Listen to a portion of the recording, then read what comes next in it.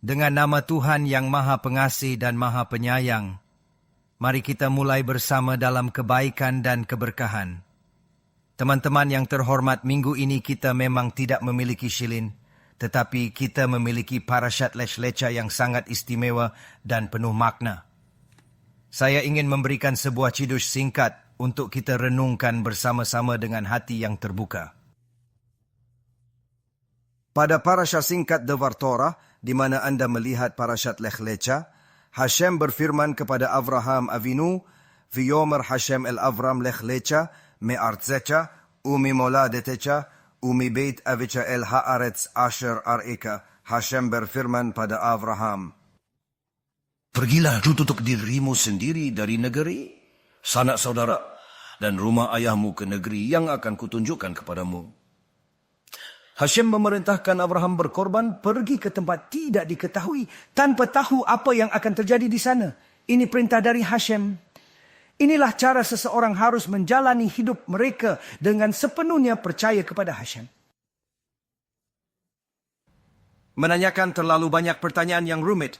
Anda bisa bertanya tentang Hashem dan apa yang terjadi di sini dan di sana. Tetapi mengapa Hashem melakukan ini dan itu? Sebenarnya, jawaban terbaik adalah karena dia memutuskan untuk alasan yang berada jauh di luar pemahaman kita sebagai manusia. Namun, parasha berlanjut dengan penuh makna. Dan Anda melihat bahwa Avraham Avinu menjalani perjalanan yang tidak mudah. Perjalanan penuh cobaan. Saat tiba, dia menemukan kelaparan mengerikan di sana. Tanpa makanan cukup, dia terpaksa pergi ke Mesir. Di sana Firaun mengambil Sarah Himenu untuk dijadikan istri, tidak mengetahui dia telah menjadi istri Avraham. Namun Hashem turun tangan mencegah dan menghukum Firaun dengan menutup seluruh lubang tubuhnya, mata, telinga, dan bagian lainnya.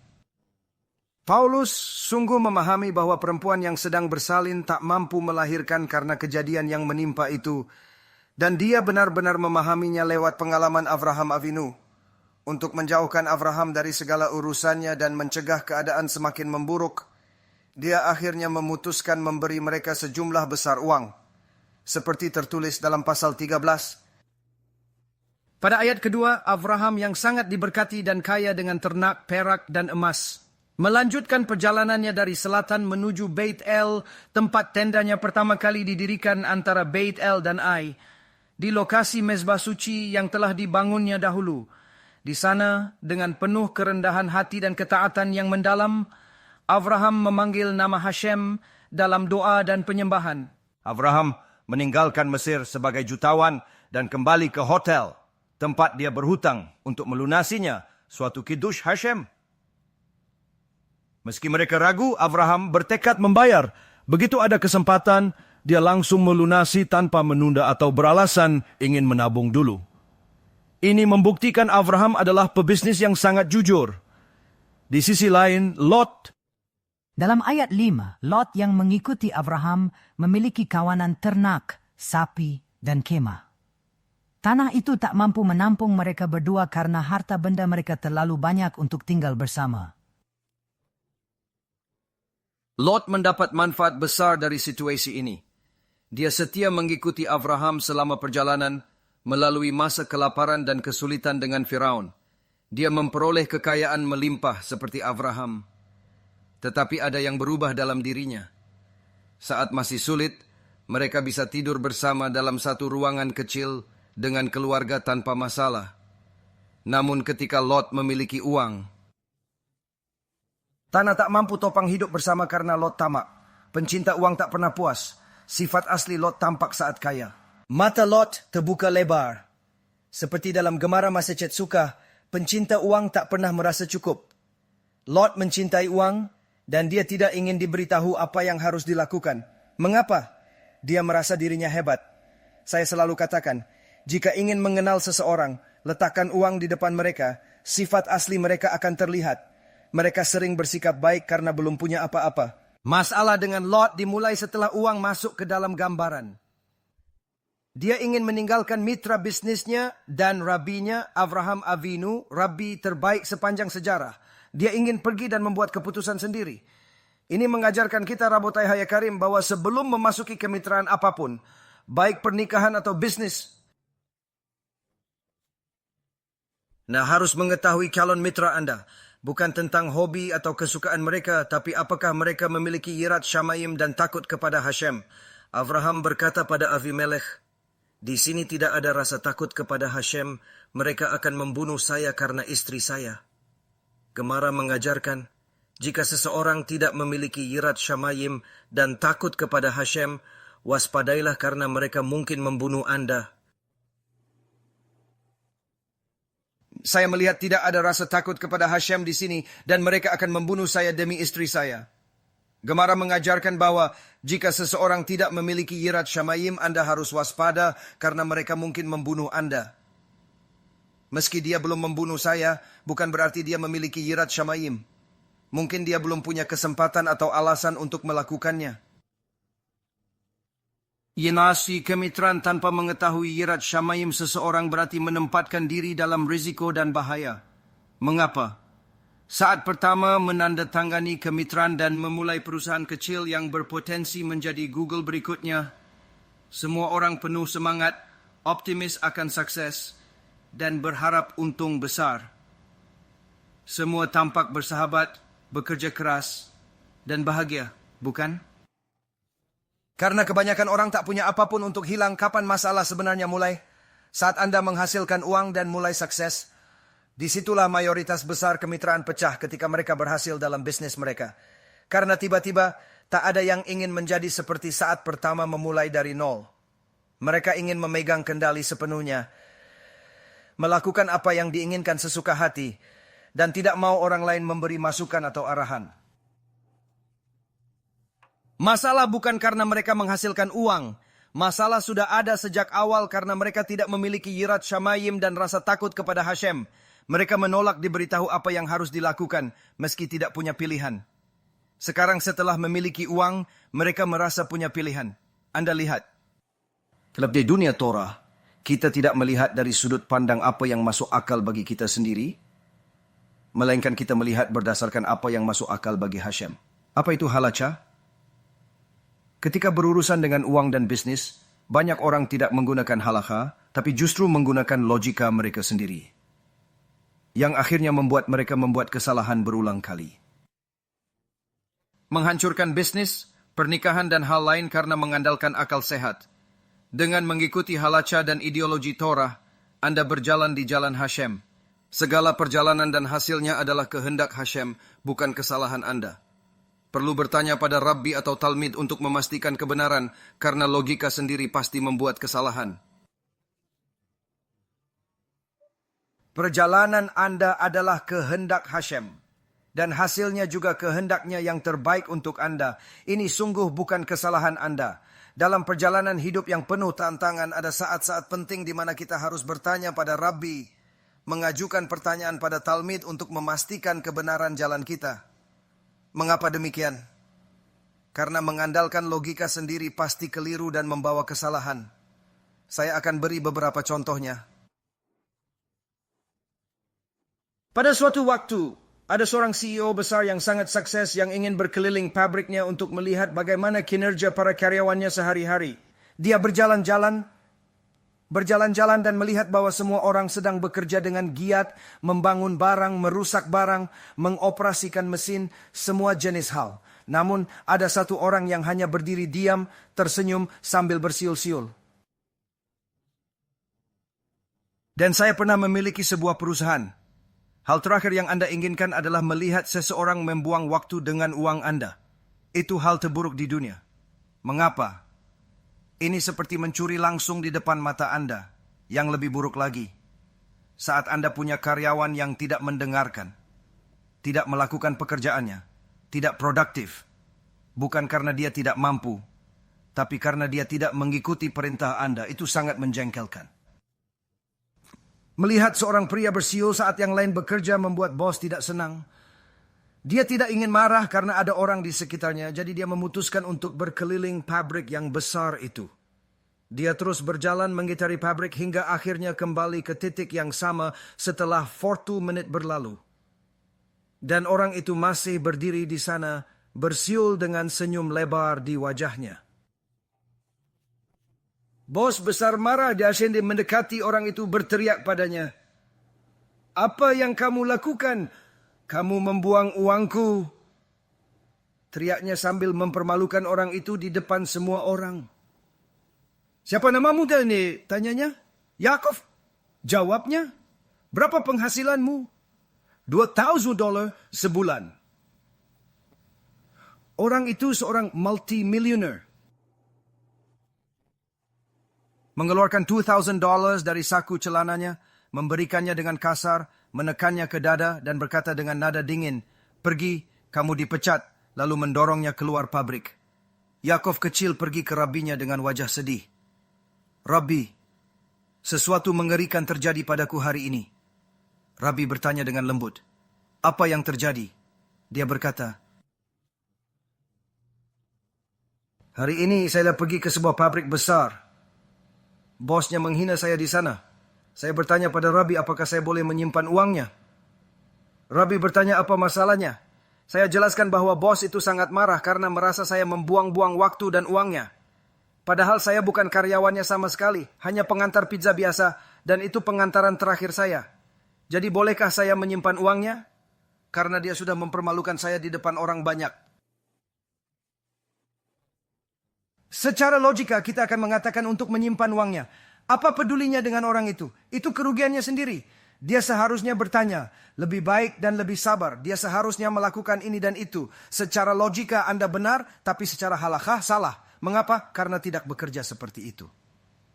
Pada zaman Gemara, Beit Din menetapkan bahwa seseorang yang mempermalukan orang lain harus membayar dengan uang. Namun kita tidak memiliki jenis Beit Din yang sama seperti di masa lalu. Kita tidak bisa langsung mengambil uang tersebut. Apa yang harus dilakukan? Raf menjelaskan, dia memberi uang karena mengira Anda karyawannya. Karena Anda bukan karyawannya, Anda tidak berhak atas uang itu. Namun dia memang mempermalukan dan bersikap agresif terhadap Anda. Dia mendorong Anda yang memiliki nilai tersendiri. Tapi Anda tidak bisa menentukan nilainya sendiri. Anda harus menghadap ke Beit Din. Anda harus ke Beit Din untuk menentukan nilai rasa malu Anda. Mereka akan memberi bagian uang kepada Anda dan sisanya harus dikembalikan sesuai aturan. Anda mungkin bertanya, "Ben, apa sebenarnya masalahnya?" Baik, biar saya jelaskan masalahnya secara detail.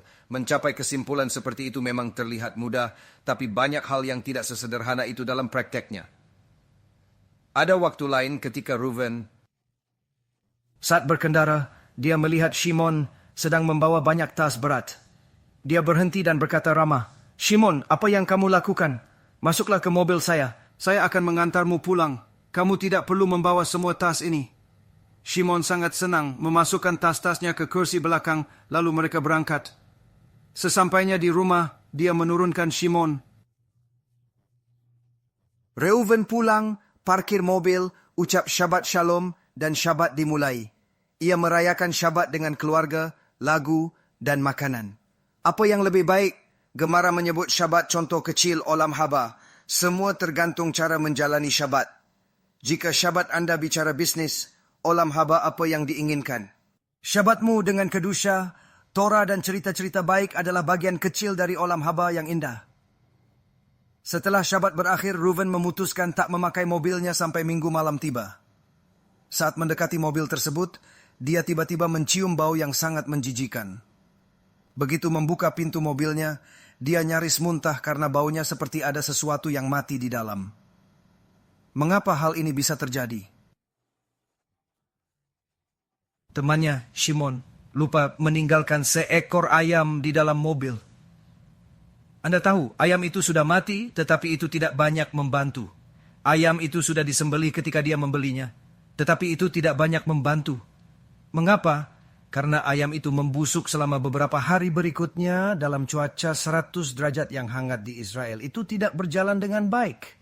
Reuven tak ingin mengganggu temannya walau kesal.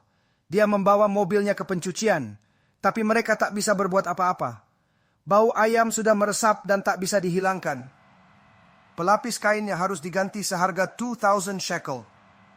Reuven menemui Shimon dan berkata, "Maaf, kamu berutang 2,000 shekel padaku." Shimon menjawab, "Mengapa? Untuk apa?" Dia berkata, "Dengar dan menceritakan cerita. Kamu meninggalkan ayam itu." Dia berkata, "Maaf meninggalkan ayam itu, tapi itu kecelakaan. Saya tak harus membayar." Saya berkata, "Apa maksudmu saya harus membayar?"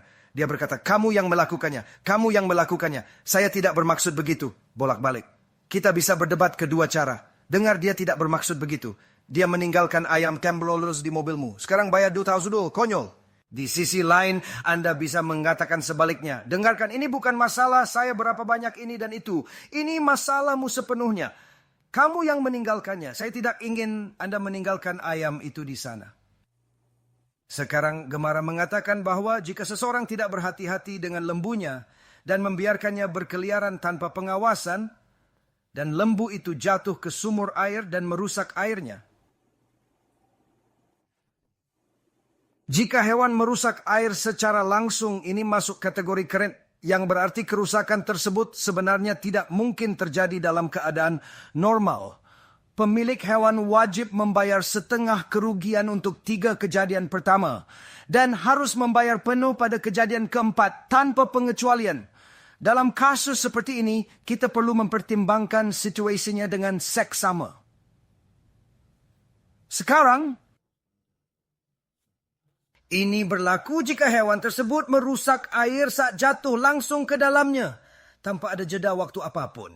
Namun bila air tersebut rusak setelah hewan mati dan perlahan membusuk di dalamnya, maka kerusakan itu dianggap sebagai hal yang pasif dan menurut penjelasan dari Gemara, dalam kasus seperti itu, bukan merupakan kesalahan dari pemilik hewan tersebut. Jadi, perintah ini berulang dan Anda bisa berargumen bermacam cara. Anda berkata, secara teknis, ayam itu tidak merusak mobil langsung karena butuh waktu 2 hari. Siapa yang menyuruh meninggalkan ayam dalam mobil selama 2 hari? Bukan masalah saya. Saya meninggalkannya sebentar dan lupa. Tapi Anda bisa mengecek mobil. Itu tanggung jawab Anda. Kerusakan terjadi setelah beberapa hari, jadi saya tidak perlu membayar. Di sisi lain, Anda dapat pergi kepada seorang. Dan itulah yang mereka lakukan. Mereka pergi kepada Rabbi Elyashiv. Rabbi Elyashiv alav hashalom adalah seorang Ish Kodesh yang memberikan jawaban dari Torah seketika, seolah-olah seluruh Torah terstruktur sempurna dalam benaknya seperti sebuah CD. Setiap pertanyaan yang Anda miliki, seketika dia memberikan jawaban. Sumber yang luar biasa, sumber lain, sumber lain, sumber lain. Dan apapun yang Anda inginkan, dia berkata, dengarkan, Anda melihatnya dengan cara yang salah. Anda melihatnya berdasarkan halacha ini, berdasarkan pembelajaran yang kita miliki dari Gemara di Bava Kama, tentang apakah ayam tersebut menyebabkan kerusakan segera atau nanti. Anda melihatnya dengan cara yang salah. Mengapa Anda melihatnya dengan cara yang salah? Karena kunci utamanya adalah ketika Reuven menjemput Shimon, itu hanya dengan syarat yang jelas bahwa Shimon tidak akan merusak mobilnya dengan ayamnya. Dia sama sekali tidak menjemputnya dengan keadaan seperti itu. Sekarang, kenyataannya adalah ketika Shimon masuk ke dalam mobil, ayam itu tanpa diduga masuk bersamanya. Dan saat ayam itu masuk bersamanya, langsung mulai merusak mobil dari awal tanpa ada jeda sedikit pun. Fakta bahwa kerusakan tidak terlalu parah setelah perjalanan 10 menit tidaklah relevan sama sekali. Ayam itu tetap merusaknya tanpa henti. Dan Shimon bertanggung jawab penuh karena seharusnya sadar akan fakta itu bahwa ayam itu merusak mobil dan saya harus membawanya keluar. Karena itu kesepakatan penting dengan Reuven saat dia memberi tumpangan. Ini bukan seperti yang dibahas dalam Gemara tentang lembu yang jatuh ke lubang dan merusak air secara langsung atau tidak langsung.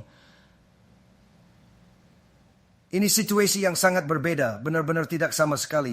Ini adalah tindakan Shimon sendiri. Masuk mobil dengan ayam merusak mobil dan membahayakan perjanjian jika ayam tak dikeluarkan.